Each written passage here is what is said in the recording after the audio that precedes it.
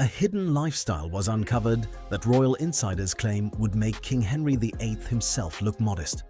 We are talking about a historic scale of excess, mindless spending, and a mountain of debt that the monarchy desperately tried to bury. At the center of it all was one woman whose secret, everyday habits were so lavish they defy belief. But the true mystery isn't just how she burned through millions, it's the desperate, high-stakes compromise she made when the money finally ran out.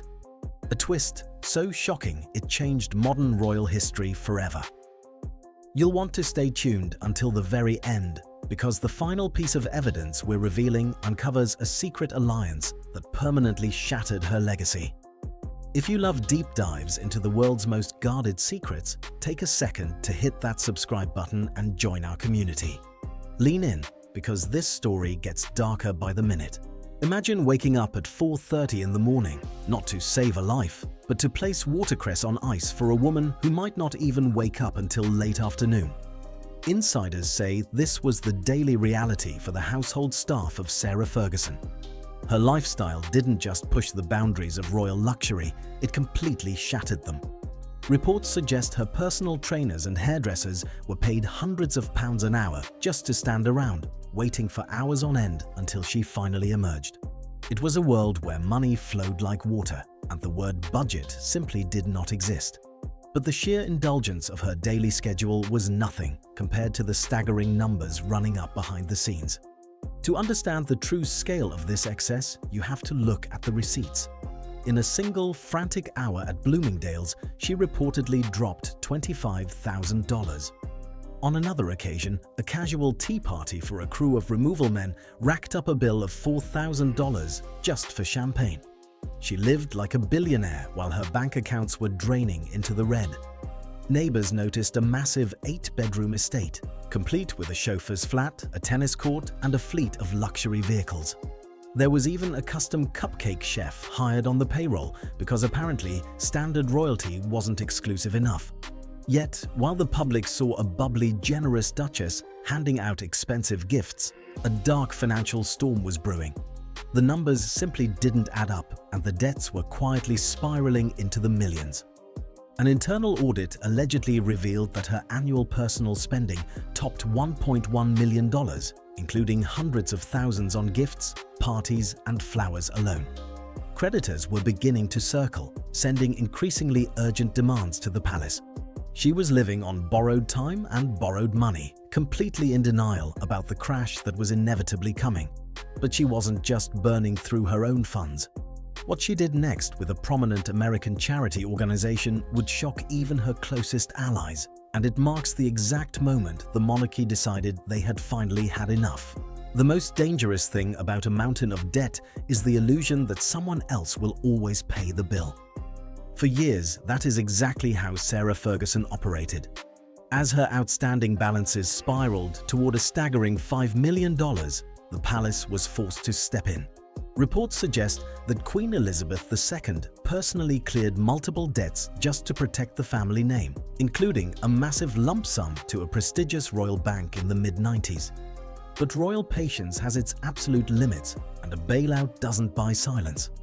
The lifestyle didn't slow down, and neither did the growing anger within the family. Sources claim the environment inside Sarah's household became incredibly tense, filled with explosive arguments and overwhelming stress.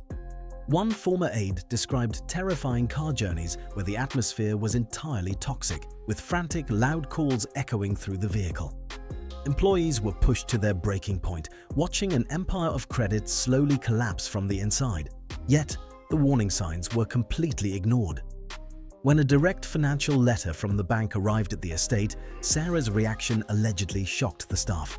According to those present, she simply refused to face the reality of the situation, choosing to believe a solution would magically appear. But the family was completely done protecting the image. Princess Margaret eventually delivered a devastating, highly personal message directly to Sarah, accusing her of causing more damage to the institution than anyone could have ever imagined. The message was loud and clear: "You are on your own." With the royal safety net officially gone, Sarah's desperation reached an all-time high. The funds were completely dry, the creditors were closing in, and the global press was waiting for a single misstep. She needed a massive injection of cash, and she needed it immediately. That is when a plan was set in motion to turn her royal title into a commercial product, leading to a highly controversial deal that would stun the public and change the rules of the monarchy forever. When a royal figure starts treating a public charity like a personal bank account, the line between privilege and disaster completely disappears. To stay afloat, Sarah Ferguson turned her attention across the Atlantic, establishing an American charitable organization called Chances for Children. On paper, it was designed to deliver vital aid to those in need. But according to internal financial records, the reality was vastly different. The organization allegedly began operating more like a private executive office, shielding a lifestyle that Sarah could no longer afford on her own. The deeper investigators looked into the paperwork, the more alarming the patterns became. Reports suggest that less than half of the total income generated by the charity ever reached its actual beneficiaries. The remaining funds were systematically diverted to cover personal overhead. Insiders say donations were used to pay Sarah's immediate staff, cover luxury travel expenses, and even fund her personal search for elite diet doctors and rare international perfumes. It was a staggering abuse of public trust, operating right under the nose of the global media. But hiding a financial deficit of this scale using a non-profit structure is impossible to sustain forever. As regulatory scrutiny intensified and donor suspicion grew, the charity pipeline began to dry up. The bills, however, kept arriving at an undeniable pace. Even in the late 90s, while facing total financial ruin, Sarah managed to rent a luxury estate near Cannes for over $26,000. Rumors indicate she traveled with an entire entourage, including a personal butler, 2 housekeepers, a dresser, and private security detail, pretending the crisis simply didn't exist. The illusion was finally shattering, and the elite social circles were cutting her off one by one. She had to find a completely new way to generate income. She became a commercial product for hire, promoting everything from cranberry juice to late-night hair straighteners on television shopping channels. To the public, it seemed like she was finally working a regular job to clear her massive debts. But behind the scenes, the traditional income streams simply couldn't keep up with her constant desire to spend. The financial hole was getting deeper, and the creditors were moving in closer than ever before. Every business venture she touched began to collapse under the weight of severe deficits, and the palace refused to offer another single penny. Sarah needed a miracle or a very powerful benefactor to survive the coming crash. With her back completely against the wall, Sarah had to face the reality that the final bill was finally arriving, leading to a desperate endgame that would determine whether a disgraced royal could ever truly survive on her own. Some people would rather sink into absolute financial ruin than give up the taste of an elite lifestyle. Even as her public standing vanished and her charitable partnerships completely evaporated, Sarah Ferguson simply refused to stop spending. Reports suggest that she was recently spotted staying at an ultra-luxury medical clinic nestled deep in the Austrian Alps, where the rooms command a staggering price tag of over £2,000 a night. With her traditional income streams entirely dried up and her ex-husband facing his own crushing legal bills, the public was left asking a single, obvious question: who is actually funding this? The math behind her daily existence has completely ceased to make sense. Insiders say her recent business ventures are in absolute freefall. Her specialized luxury tea and jewelry firm, Ginger & Moss, recently reported a massive deficit alongside hundreds of thousands of pounds in completely unpaid bills. Yet, the pattern of endless indulgence continues completely unchecked by reality. Rumors indicate she still acts as though a massive financial miracle is just around the corner, waiting to wipe away decades of terrible decisions. She remains a figure deeply trapped in a cycle of her own making, constantly running from the reality of her bank statements while chasing the ghosts of her past royal prestige.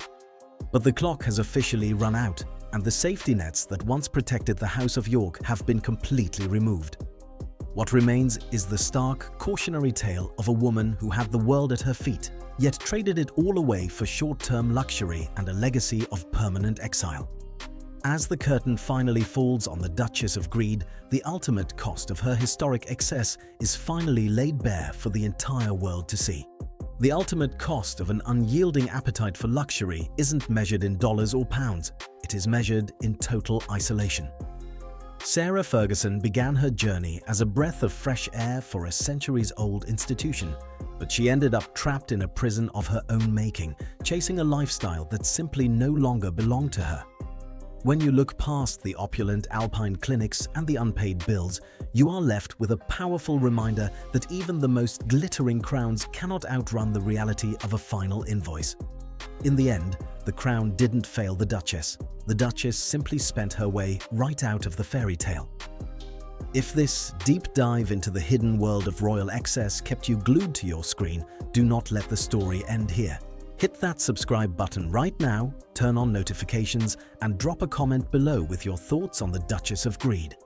We have plenty of jaw-dropping investigations on the way, and you will not want to miss a single one. Thank you for watching, and we will see you in the next video.